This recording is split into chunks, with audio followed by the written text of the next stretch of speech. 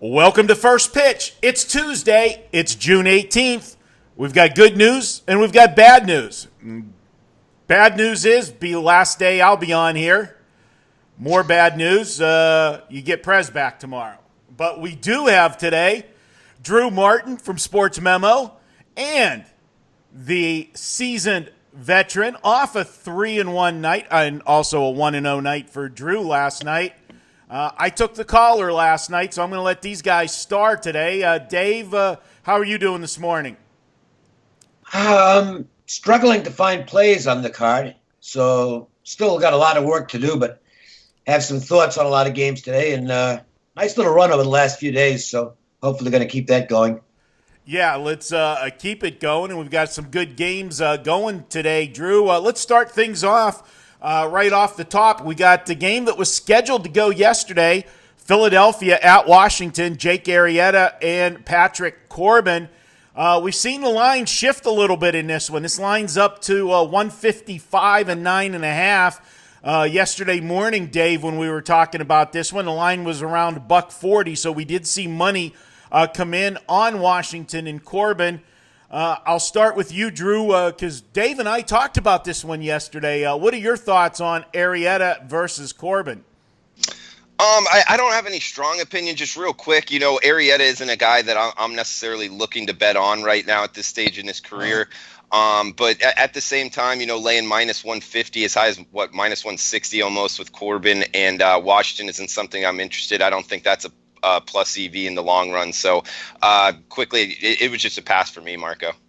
Dave, coming off of the rain out yesterday, if there was ever a team that, maybe needed a day off, rest that bullpen, Philadelphia definitely has to welcome that day off yesterday. That bullpen got worked over the weekend in Atlanta. Yeah, this is going to end up a no play for me now. I did add the Nationals yesterday at minus 140, but I'm not going to play it now at 15 cents higher than I played yesterday. That's just saying, well, I don't care about value. So I'll leave it alone. I do think the Nationals are the right side, but it's just gotten a little too pricey for me. One thing I did read on Corbin was that they think they fixed his mechanical issues with his slider. So I'll be curious to see how he pitches tonight because he has not been sharp lately, and the problem has been the slider, which is his best pitch. If he can't locate that and has to rely on the fastball, he's just not very good. So we'll take a look at this one tonight and see if Corbin shows a buy sign. Next one up on the schedule should be a good pitching matchup. These guys are both in good current form. You've got the Mets, and they send Jacob deGrom to the mound. And right now we're seeing deGrom, Cy Young form looks to be back. Julio Teheran, this is a guy that's been, hard to figure over the years. But right now, he's pitching well. His last three starts has allowed just one earned run. But the one bugaboo with Teheran you always got to worry about is that command. And his strikeout to walk ratio in the last three starts, 13-7. Never like seeing 7 walks, Dave. On the flip side, you want to talk about dominance. How about Jacob deGrom? Last three starts, strikeout to walk ratio, 25-2. A little bit of a difference. How do you see this one, Dave? Yeah, and there's some money showing on deGrom, despite the fact the Braves are just tearing the cover off the baseball right now. I think they've scored 82 runs in their last 9 games, which is just, even by 2019 standards, that's some big-time offense. But deGrom is a guy who can cool them down. Teheran is pitching well. And the key for him is, like we just talked about with Corbin, it's the slider. If he's got a slider working, then his very average fastball becomes better than average. And for the most part, Teheran has been working that slider the way he wants to. I think it's easy to take the Braves here, and I believe this is a sharp move on the Mets. It's kind of the leader in the clubhouse for me right now. I haven't pulled the trigger on it yet, but I am considering a play on the Mets here. If there's a pitcher who's going to cool the Atlanta bats down, it figures to be Jacob deGrom.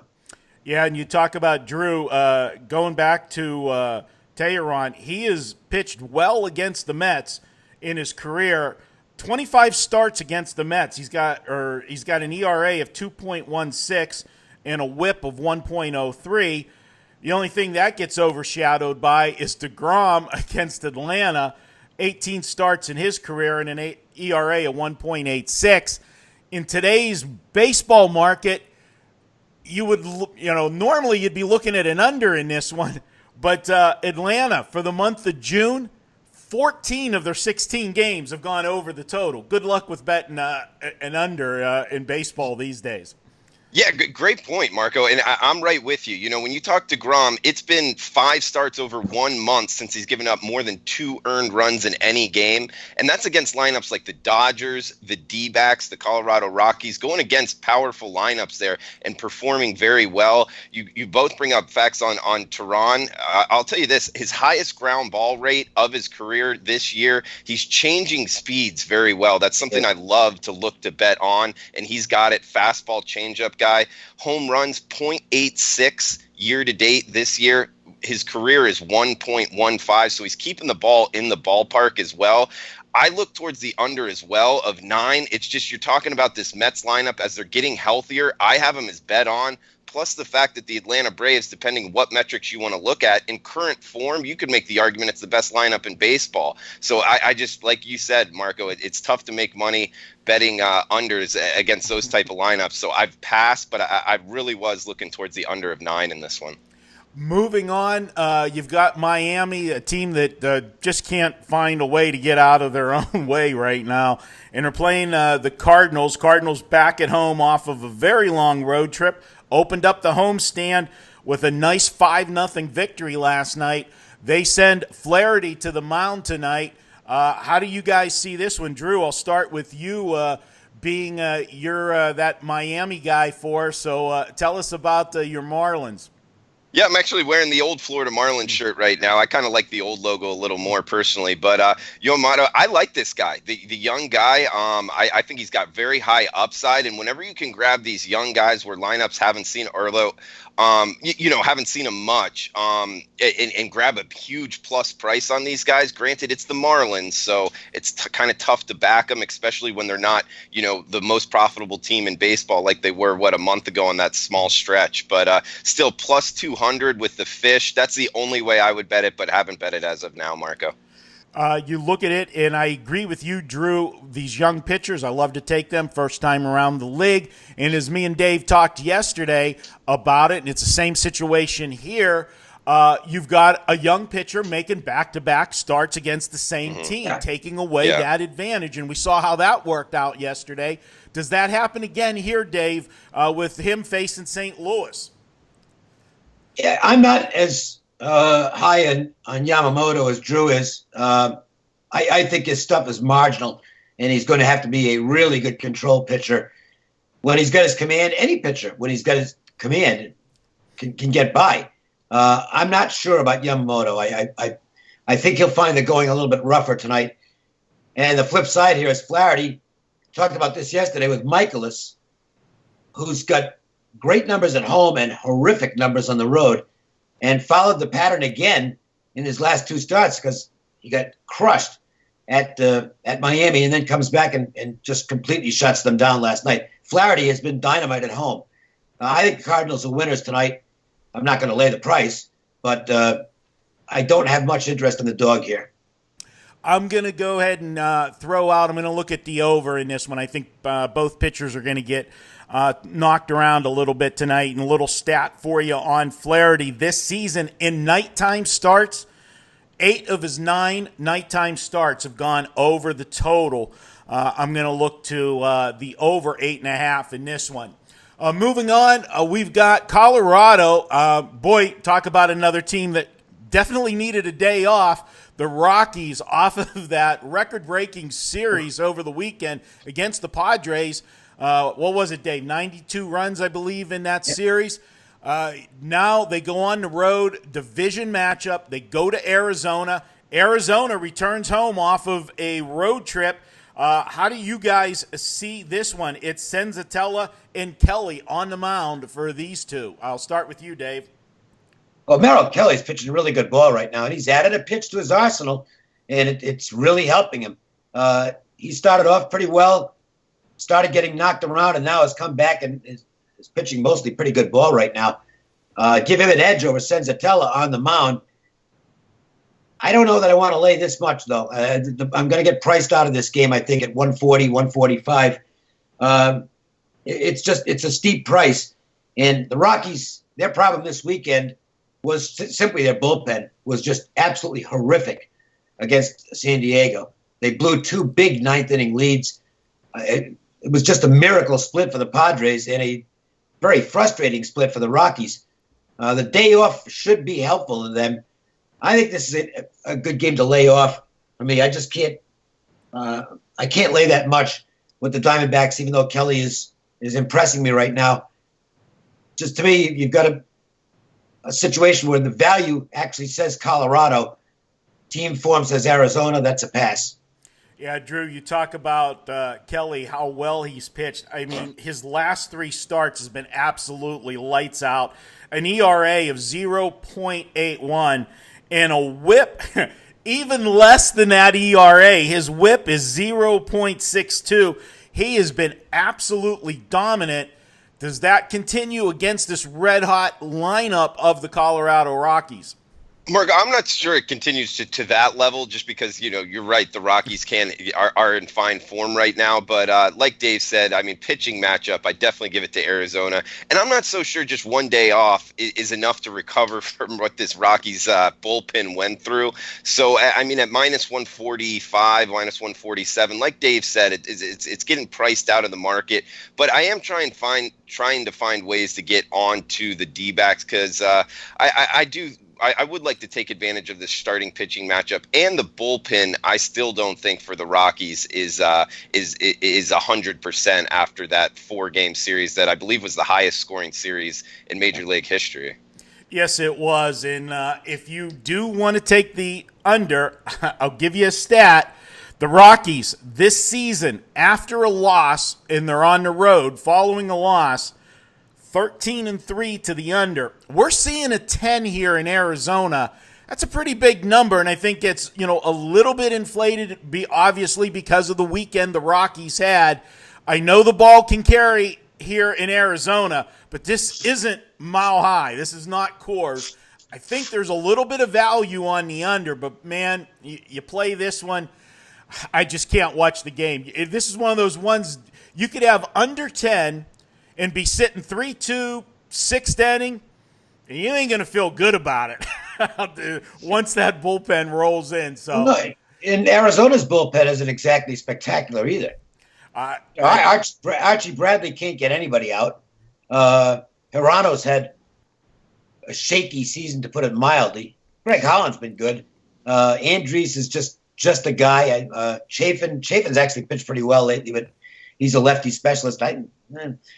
It's one of those. Yeah, I would agree with that assessment. This is a game where you could be in good shape early and let it all get away. Moving on to the next game, we've got the Dodgers coming off a rare loss last night. They send the big guy to the mound, Clayton Kershaw. Clayton Kershaw lost. The Dodgers lost for the first time this season with him on the mound. They're now 10-1 in his 11 starts. But, of course, anytime you've got Kershaw on the mound, you're going to be looking at a big number, and we do have a big number today. It is minus 270 for the Dodgers. Drew, can you is this a game with this big of a number that you can even get involved anyway, run line or hook it up in a parlay or just move on?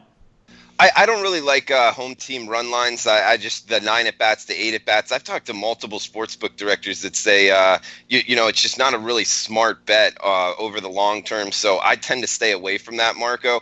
And also the fact that Clayton Kershaw in the beginning of the season with the drop in velocity, I looked to go against them, lost some money, cut my losses as soon as possible. So, but at the same time, the argument for the San Francisco side, getting the big plus price, and the Giants play the Dodgers pretty well. Both of those, it's enough to keep me off of it. Yeah, Dave, we talked about this briefly yesterday when we were talking about these big favorites and the run line or parlay, whatever. And, we pointed out, and it didn't matter. The run line didn't work in either of the two games we talked about yesterday with Oakland, getting the one-run win and the Dodgers losing outright.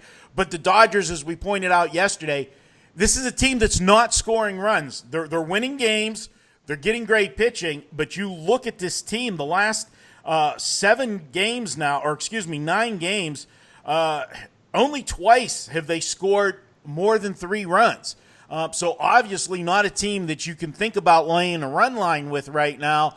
And Clayton Kershaw, we talked about the velocity stuff. Does he still command minus 270, Dave? No, maybe not 270, but he's clearly. I actually think that the game's priced about right. Maybe a shade high, but the Dodgers aren't hitting right now. And last night was a good example. Tyler Beatty's walking guys all over the place. I think he had 5 or 6 walks, and they just couldn't convert. So they're not at their best right now.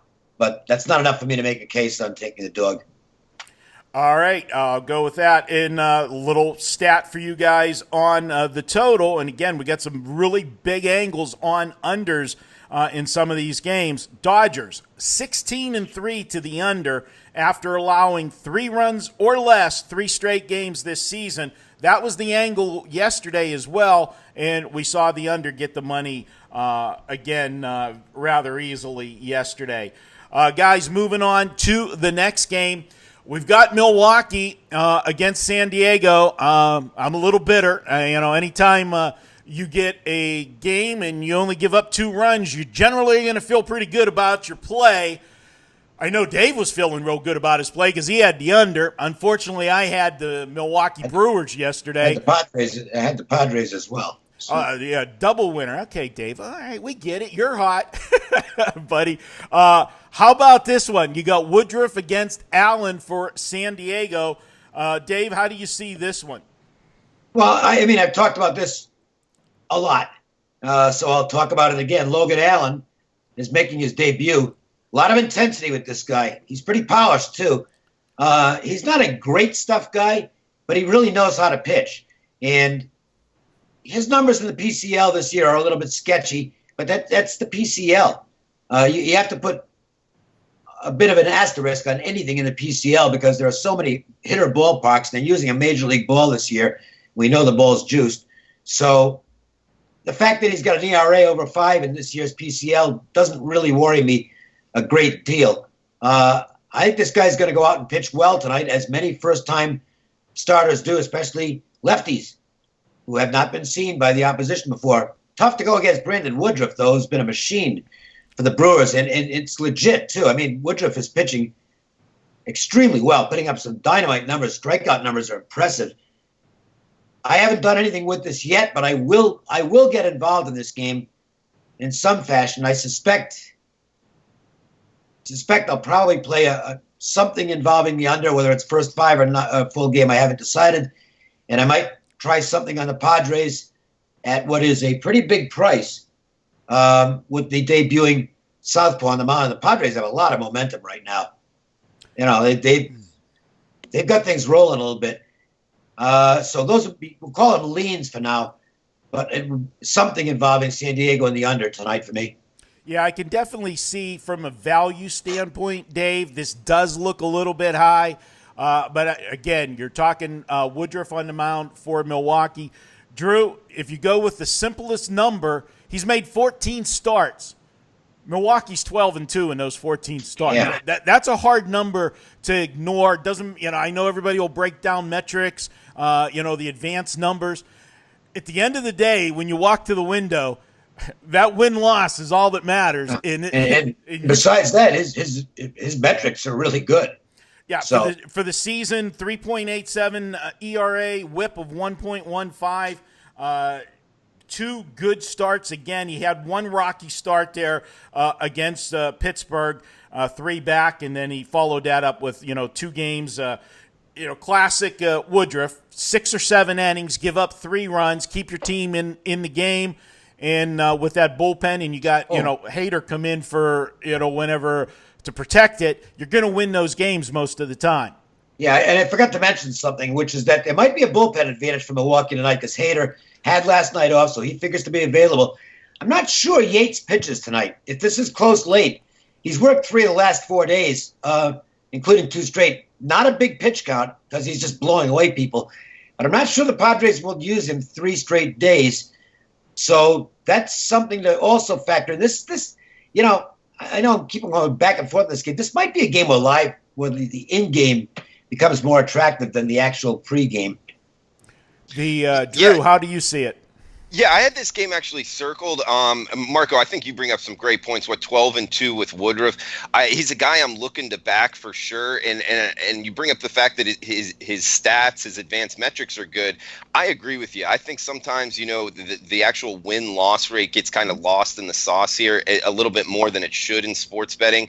I had it circled to be on the Brewers because just like Dave said, Hader available out of the pen, and if Woodruff goes deep, I think it looks promising for Milwaukee. I had this as undecided when I was circling it last night. So the points that Dave made up with Allen out of the PCL, I totally agree too. So with the points that he made, I'll likely stay off just because the number's a little bit too pricey on the Brewers. Tampa and the Yankees. This was one of the premier games on the card yesterday. Yankees got the job done. Dave, I brought out that stat yesterday on the Yankees when they're at home and they're a favorite of minus 150 or less, and we talked about it. The Yankees, if they're ever that small of a favorite at home, they're playing a good team or a good pitcher. Yet this team continues to dominate that stat. Now 19-5 after yesterday's win, and I stepped in front of them. I thought the Tampa pitching matchup was there. Tanaka comes out and throws a brilliant game yesterday. Yeah, the splitter working. You talked about it, Dave. When it is working, these guys, it's amazing how, having that one pitch when it's on, it's a totally different night for these guys on the hill because then it seems like it sets up everything else. Drew, you got Happ going, J.A. Happ for the Yankees. In his last 7 starts, he's 5-0. ERA, mediocre, 4.38. But again, the Yankees have been scoring runs. Yankees also expected to activate Stanton off the injured list tonight, so the rich get richer. How do you see this one? Yeah, and I think that has something to do with the movement here. From 125 up to as high as minus 150 right now. Although the Rays do hit lefties decently, about pretty much average 100 weighted runs created number versus lefties. That's enough to keep me off of the Yankees, even though, this Yankees lineup, what they've been able to do and being at home, minus 150, it's just a little too pricey for me. If you made me bet it, I'd be on the Rays, but I'm not going to be involved. Dave, I'll throw a stat out there, and again, I got some really good numbers on some unders today, but as I said, the way the baseball's been flying around the ballparks, unders are tough, but this would be one that our buddy Ralph, I've got 3 different angles all pointing to the under here. This could be a Joe's angle of the day scenario. Start with J.A. Happ. Over the last 3 seasons, when he pitches at home in a night game, 15 of the 20 starts have gone under the total. Tampa Bay, when the total's 9 or 9.5 this season, now 12-1 after yesterday's under. And it's going to end up at 10 tonight. You think it will push to 10 there? Yeah, the over. The market is definitely playing the over. So I think it's going to get to 10. And here's one to support staying with that under. Over the last 3 seasons, the Tampa Bay Rays have been shut out 20 times. In the next game, they're 16-4 to the under after being shut out. So they don't bounce back and score a lot of runs. So if you are, got the stamina and the perseverance to sit there and look at a game and take the under with these bats on the Yankees, the numbers say to go under for this one. Guys, moving on. We've got the LA Angels at Toronto. Angels suddenly winning some ball games. Yeah. And playing Toronto, that's a good team to match up against to keep a winning streak going. Dave, how do you see this matchup? We've got Skaggs and Stroman on the mound tonight. Justin Upton, boy, nice return for him. First pitch, I think it was the first pitch he saw. He goes over the wall. And Justin Upton's a very interesting guy because if you look at his stats at the end of the year, they're okay as a rule, not great. Good power. But he is extremely streaky. And when he is hot, he can carry a team for 2 weeks. He can go into Gary Sheffield mode and just go absolutely bananas. And then you put in Trout and Ohtani. Boy, that's some scary stuff out there. So the Angels probably feeling pretty good about themselves right now. Great win last night as they just pounded the crap out of the Blue Jays early and often and had a laugher. And the Blue Jays, after a great Sunday, returned to their normal form. They got some runs late in the game to make it respectable, but they were never really in that contest. Skaggs, he's what makes you nervous here. He just has not been commanding his entire arsenal. He's almost always got a good curve. That's his best pitch. But he's having a lot of problems locating his fastball. And that's a pitcher that I get uncomfortable with guys like that. Stroman isn't going to be a Blue Jay for long. Somebody's going to end up with him. He's definitely their most tradable commodity. He's been, let's just say his ERA is better than it should be because his advanced metrics are not really good. I think the price is a little bit high here, but not enough to. And again, that's based on the Angels overall, and I think the Angels might be a little bit better than that right now. So I'm not really comfortable with anything on this game. I can't. I'd love to lay it here, but I just can't do it with Skaggs not being able to command his fastball. You can't get by with one pitch at the major league level. I don't care who you're playing, and that includes the Blue Jays.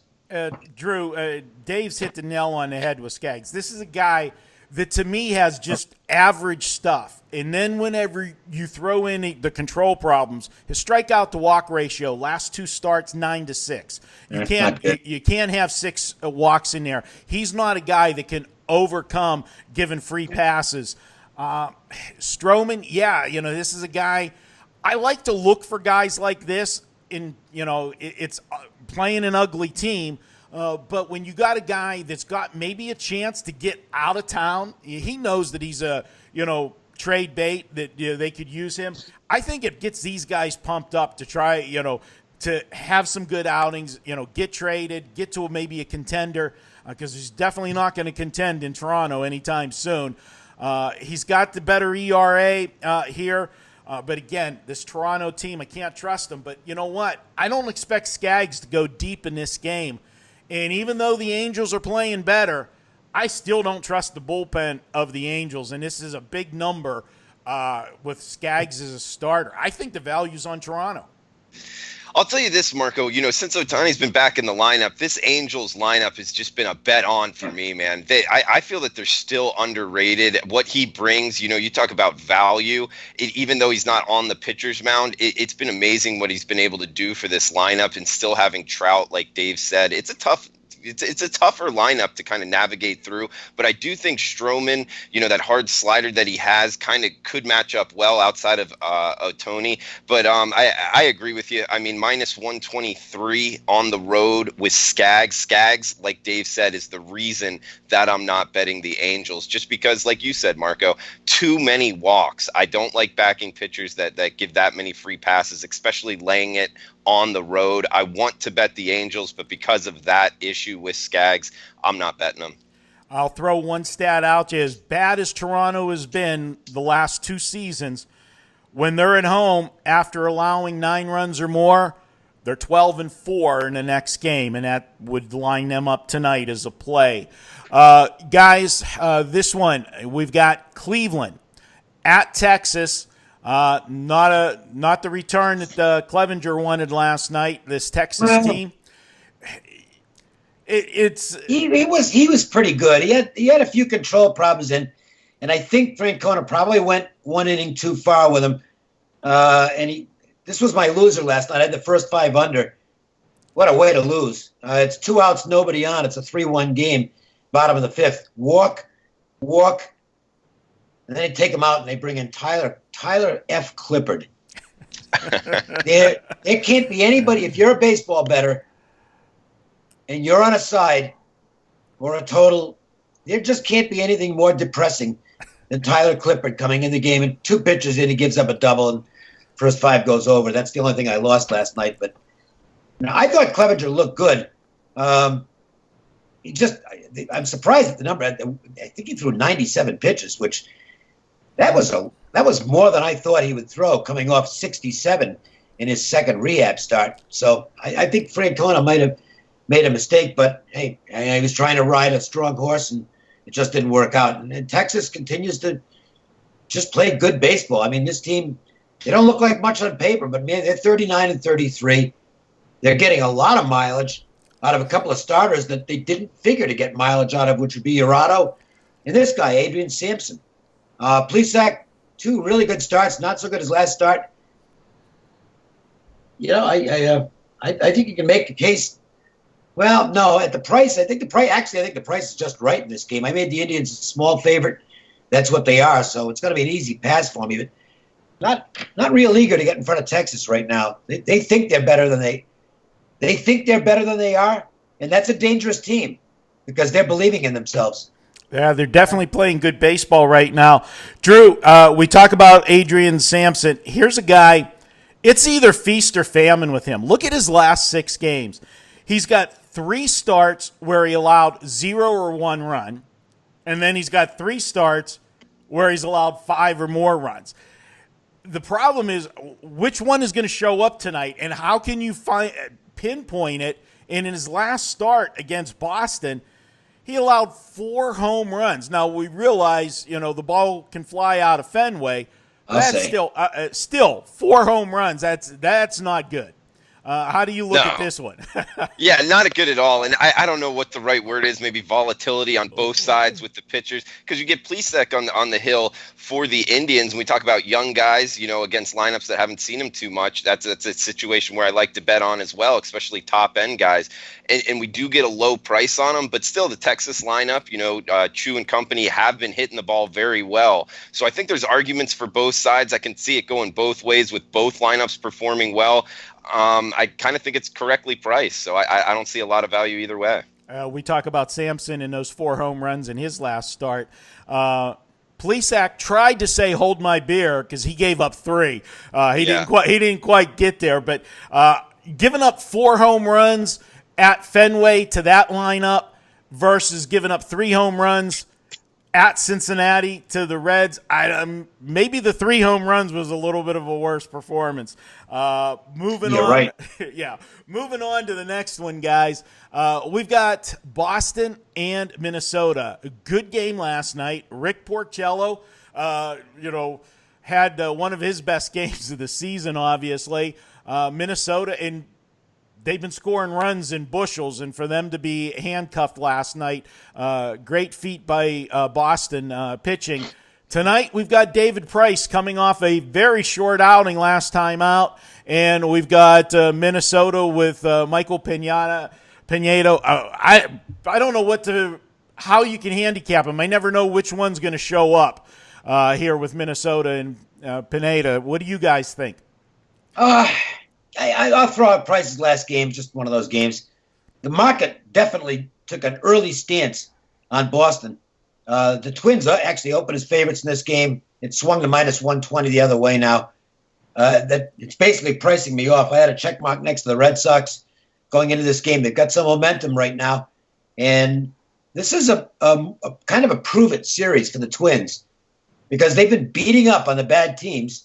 And let's see what they do now facing a good team. Because the Red Sox, despite the fact they have not played well this year, are still, on paper, a very good baseball team. Got shut out last night. That's not a real positive sign to me. So I lean Red Sox here, but it's not a game I'll play now at -120. I think the attractive odds have disappeared. And if it's not attractive, there's no point in just betting on it for the hell of it. Drew, we talked about Minnesota and all the runs they've scored this year. They've only faced lefties 15 times so far this year. However, they're averaging 7.1 runs per game against those lefties. We know Price is coming off of a bad outing. Generally, quality veterans, after a bad start like that, you're going to see a good outing out of them. But a lot of numbers here support an offensive game. How do you see this one? I'll be honest, I'm looking a little bit to the over in this one. I think we're going to see some runs in this one. And Boston, after a game this year when the bullpen has not allowed a run, they're 11-3 to the over in the next game. Yeah, that's question mark for the Boston bullpen for sure. You talk about Minnesota versus lefties, Marco. They're hitting over 300, 7.1 runs per game, like you touched on. Michael Pineda, the pitcher for the Twins, has not given up more than 3 earned runs since the month of April. His last time out looked very confident on the hill. I think he's in fine form. And David Price, you could say it's in bounce back form. Veteran coming off of that type of performance. I actually think there's an issue there. Just 6 runs given up just over 1 inning. That's a big question mark for me. So Minnesota against lefties, big bet on handedness of the pitcher. I love that in my back pocket. I've said it a couple times now. Minnesota, if their logo was different, if it was the Yankees, this is a very different price in my opinion. I still don't think the market's onto it. My favorite play of the night is the Minnesota Twins. I bet it plus 107. All right, good stuff there, Drew. We'll start with you, stay with you here on the next one. Baltimore and Oakland, big price. Oakland barely got by yesterday. A lot of times, an angle I like to look at is when you get one of these big favorites have a scare, they generally show up fully focused in the next game. But you're going to pay a price for it if you want to do it. Minus 220 is the number I'm seeing around town.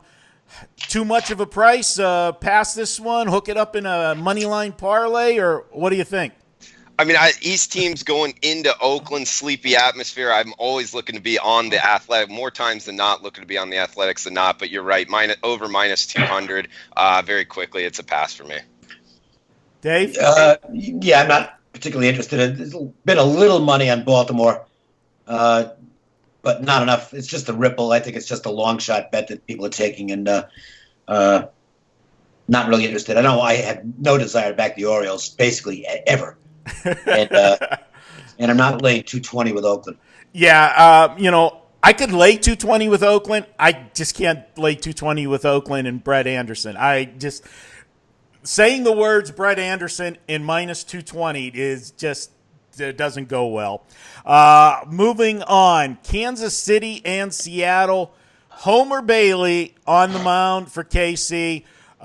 Seattle coming up for situation. They returned home from a road trip, lost that first game of the series. Dave, this is an angle that I like to jump on the home team in game 2, returning home off the loss. Not a team that's been playing good baseball, obviously, after that great start to the season. But if you actually look at their last 10 or 12 games, they are in a win-lose pattern. And if you want that pattern to continue, they're in the win pattern tonight. I lean to Seattle in this one, laying $133 against Homer Bailey. We know what Homer Bailey's been like. Dave, can you get on board with this one, or no opinion? No, I don't want Bailey and the Royals. Although they did come back and get a nice win last night. Kikuchi's. He's not fooling anybody, okay? And I'm not sure he's a big league starting pitcher. And the Mariners, I don't care about any trend. That they're the worst team in baseball. They absolutely stink. They're worse than the Royals at this point. I'm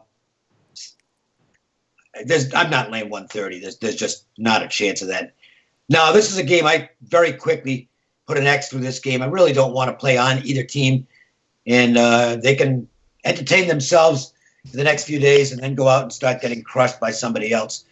But this game, I guess, look, I suppose you could make a case based on the 2 pitchers. Well, you ought to take the over. But actually, the 2 offenses aren't any good either. So if this is the best you can do is find a play in this game, you might want to wait for college football. Yeah, Drew, you talk about ERAs and WHIPs. This is you look at Kikuchi here. Look at his WHIP, 2.74 in his last 3 games. I mean, you're basically putting 3 ducks on the pond every inning and trying to get out of it, and he hasn't been getting out of it. So, how do you see this one? Plus the fact the Royals 644 team OPS versus lefties, it actually makes me kind of look towards the Mariners, but like you just said, Marco, it's his whip is just so bad. I guess the one argument I could make for Seattle, trying to look past their defense, their lineup can hit at times, is Kikuchi kind of, awkward delivery first time a lineup seeing him might be a bet on scenario. I was going to throw that out to you guys, as far as if you could see that as a bet on scenario, but it's not enough for me right now to be betting it. Dave, I'm going to throw it to you, and with the problems that he's had for Seattle, and Seattle has done it with a few times this year. Don't you think he would be a better candidate to go with an opener first, and then bring him in? I might go with Kikuchi as the opener and then bring in somebody else. I was trying to get him out of the top of the order. Maybe figure something out, but it looks to me like big league hitters have gotten a book on him. Make him throw the fastball. His other stuff is mine. You lay off his breaking stuff and sit on the fastball. He gets it up in the zone. I mean, it just gets hit. So I think his best days were in Japan. All right. Looking at another game here that's not going to raise the fan meter very high, other than maybe myself and Johnny Detroit, because it's Detroit versus Pittsburgh here, and 2 teams that not setting the world on fire, that's for sure. We got Norris versus Keller in this one. The Pirates, minus 155. Come on, guys, 155. Well, they're playing the Tigers. Still, it's the Pirates. Daniel Norris. I mean, I'm not even considering playing it. But here, Mitch Keller's got some talent, but I don't know what the Pirates are doing with him. The guy throws 4 pitches, and when you're a first time around the league guy, you want to be using all 4 pitches. I mean, make the other team figure you out. And instead, they're throwing like 64% fastballs. So they're basically having him rely on 1 pitch. Use all 4 pitches. Can I say, I know Ray Searage, I go off on a little tangent here. At what point do Pirates fans realize that Ray Searage really isn't very good? Okay, I mean, you keep looking at these pitchers who they leave Pittsburgh and they get way better someplace else. And then you've got pitchers who come over to Pittsburgh and they get way worse than they were previously. Hello, Chris Archer. But Dave, 5 years ago, it was the opposite. Ray Searage turned around. Right, 5 years ago is 5 years ago. 5 years ago, I can say some things about myself, and 5 years ago I was better at than I am now. I just think he's one of these guys that's got a reputation that doesn't exist anymore. And all I go is by his results. And if you've got pitchers that are consistently getting worse when they get under your tutelage, as opposed to pitchers who are consistently getting better when they go someplace else, don't you have to point the finger at the pitching coach and say, you know what, it's time to make a change here? Yeah, I agree with you, Dave. I was going to bring that point up, and my thing was going to be what happened to Ray Searage, because I was going to point out 5 years ago, I mean, he turned around Francisco Liriano's career. Yep. He turned around Volquez. Remember Edwin Volquez? Turned his career around. J.A. Happ came here and became very good.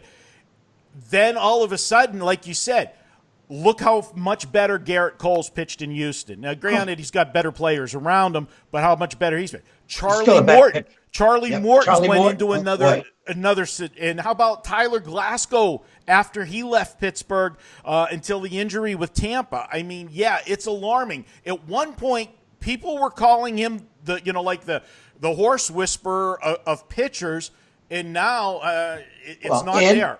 And here's the other thing: the other young pitchers on the Pirates, none of them are developing. None of them. Yeah. I mean, you got to make a change.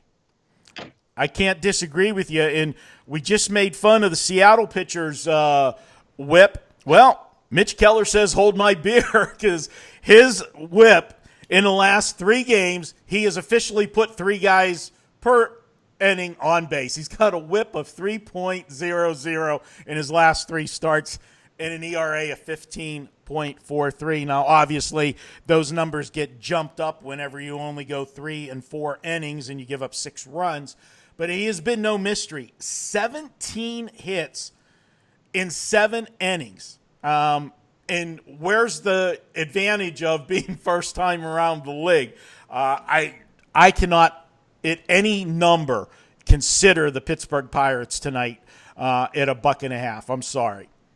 Yeah, and another stat of why I would stay off of Detroit as well, Marco, is they're only hitting 191 their last 7 games, plus the fact 20 of 33 road games have all finished under the total. This Detroit team just can't hit on the road. They can't hit it really anyway. And Norris, 2-5, 4.55 ERA. Like you said, I mean, sorry, Marco, but outside of you and Donnie Detroit, it's just not a lot of interest in this one, man. Absolutely not. I cannot disagree with that. Moving on, got a good pitcher on the mound tonight in Cincinnati. Do you want to lay $1.76 on the road with Justin Verlander? I mean, is there anybody pitching better than Justin Verlander? I mean, this guy has just been solid all year long. Gets out of Detroit a few years ago. A lot of people considered that he was, starting to decline. Well, that's must have been a couple long weekends with Kate. He was starting to decline. We found the fountain of youth somewhere down there in Houston. What he found was that he's got a phenomenal slider. Okay, he doesn't have to rely on 99 anymore. He can't throw 99 anymore. But that slider, the numbers against his slider this year, they're unbelievable. I mean, it's like 0.40 batting average. It's just absurd. Good luck trying to beat him. I'm not going to try. DeSclafani's actually starting to pitch a little better for the Reds. But I don't know what the Reds do in the bullpen. Something was up. If you watched last night's game, this was some weird. I won it with the Reds, but boy, it got really weird at the end. You've got Iglesias came in for what looked like a 5-out save. He's thrown his fastball 92. They got him out of there in the 9th inning and brought in Lorenzen to face the last 2 guys, and he got him out. And then Iglesias didn't even hang around the dugout after the game, or hang around the dugout during the game to watch and see what happened. He just took off for the locker room. I don't know what's going on there. That's troublesome to me. I think there might be some problems beneath the surface with the Reds. So just some food for thought there. Verlander, in his last outing against Milwaukee, pitched a absolute gem. 7 innings, 3 runs, no walks, 15 strikeouts.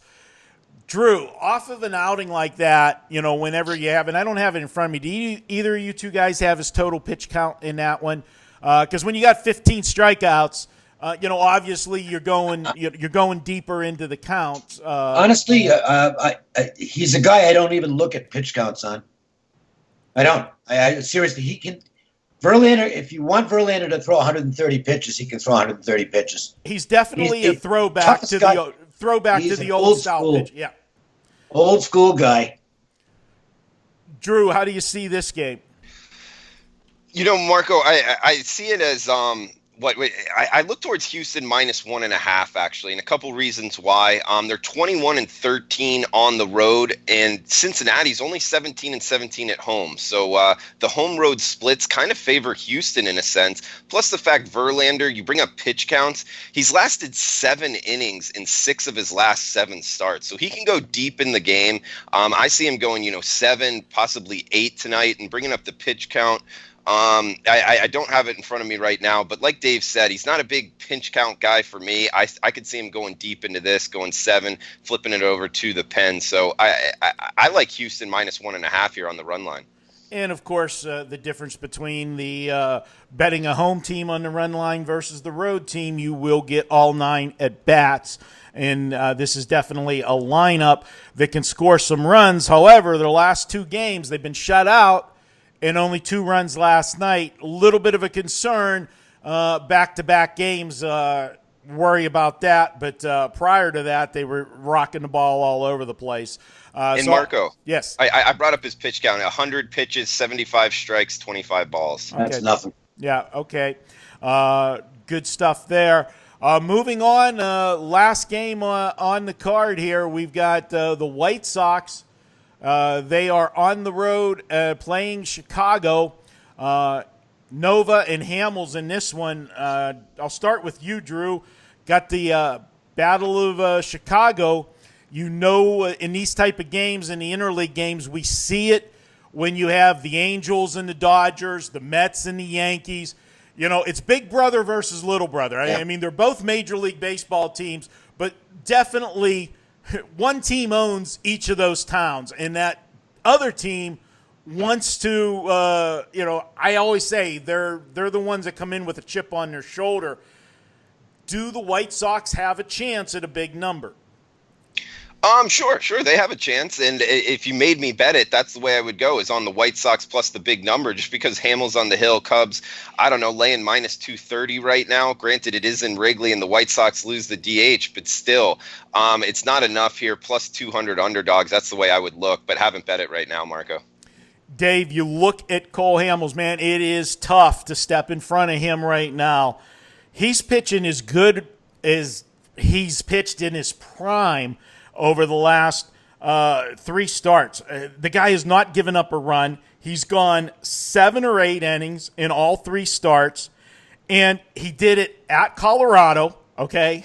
You know how the ball flies out at Colorado, and it wasn't like the total was 9 that day and the wind was blowing in or anything. It was an 11.5 total that day in Colorado. He goes 7, no runs, strikes out 9. His walk to strikeout ratio, 23-4 over the last 3 starts. And he's going to be facing Nova for the White Sox. Nova's never going to dominate anybody. You're going to go out and get 5 or 6 innings from him, and he's generally going to give up anywhere from 3 to 5 runs. You can make book on that just about every time he hits the hill. Can you take the value play here, or just too good right now the way Hamels is pitching? Yeah, I think you kind of nailed it. He's overpriced. But the Cubs are really good at home. They've got a lineup that should be able to do some damage against Nova. So even if you – look, the Cubs are going to take money tonight. There's no question about that. You know, it's rivalry games, Chicago teams always get bet heavily, especially the Cubs. So the Cubs are going to take money tonight. And if you're just a value player, you maybe can look at the White Sox. But when you match the teams up, it's really not a very good matchup for the White Sox. So this is an easy pass for me. Yeah, the White Sox, I'll just throw in there. They're an average team. They actually have a winning record against lefties this year, 10-8. Nothing to write home about. But a winning record nonetheless for them. This is a game that I won't get involved in. Price is too high, but I don't want to step in front of Hamels the way he is pitching tonight. Guys, I'll throw it to you. If you want to give a free play, we've talked all the games on the card. Any of these games that you like just maybe a tad more that you want to give the listeners as a free play? Obviously, I'm not going to ask you to give out what you're selling tonight. But I haven't played anything yet, so I can't give a free play because I'd be, I'm only going to give a free play out if it's something I'm actually going to play. And as of now, it's just one of those cards where I'm still working on it, still trying to judge some value. Jesus, look at the Brewers line; it's up to 170 now at CG. If you like the market. You want to follow the market, they're playing the Brewers. I might do something with the Padres in the under, but I haven't decided what yet. So that's just a lean that I have, but I would not call it a play. Drew? My favorite play on the board, Marco, is the Minnesota Twins plus 107. Bet it early this morning. 7.1 runs versus lefties, batting over 300. Price last time out 6 runs. I think there's an issue there. A sell high opportunity on David Price. Plus the fact Michael Pineda has not let up more than 3 earned runs in any start since April. I think the Minnesota Twins are underpriced here. It's a buy low opportunity, plus 107, a home dog tonight. I like the Twins. All right, good stuff, guys. I appreciate you being on. First pitch will resume tomorrow with the Prez back in the host chair. He's finishing flying back today from Vegas, and a little shout out to the Prez. I'm sure he'll let all of you know he is now finally a WSOP cash. He got a cash in a WSOP event the other day, and it took 2 bullets, though. We got to give full disclosure. He bought in a second day, and on the second bullet, he did get a cash, so kudos to him, and it was good seeing the Prez here in town. Drew, we got to get you out here. When you coming? Hopefully soon, Marco. Yeah, I got to get out there soon. So, there's rumblings. I know that we got to at least get you out here for a visit, but there's some rumblings, maybe more than a visit. Well, Martin, tell Prez to call me back, will you? All right. Well, he's been in poker mode, so I will pass it along, Drew. But we definitely want to get you out here and have you in studio. Definitely would be fun. So for Dave Cokin, for Drew Martin, I'm Marco D'Angelo. This has been First Pitch for Tuesday. We will be back tomorrow. Good luck tonight, guys, with all of your plays.